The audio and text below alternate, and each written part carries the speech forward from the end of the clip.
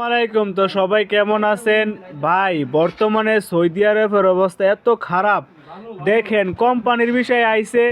এই যে এনো প্রায় সাতজন দেখেন, সাতজন মানুষ দেখেন, আরেকজন কই শুয়ে রইছে।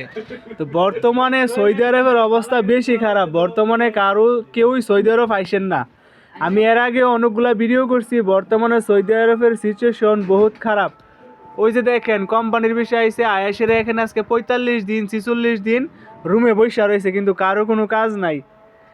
বহুত খারাপ অবস্থা, বর্তমানে বহুত খারাপ অবস্থা। যারা আসবেন দয়া করে দালালের মিষ্টি মিষ্টি কথা শুন না সৌদি আরব আইসেন না। বর্তমানে দালালের মিষ্টি মিষ্টি কথা শুনবেন তো লাইফ শেষ। বা ইয়ং জেনারেশন, বর্তমানে দালালের মাধ্যমে ইয়ং জেনারেশন শেষ হয়ে যাইতেছে গা।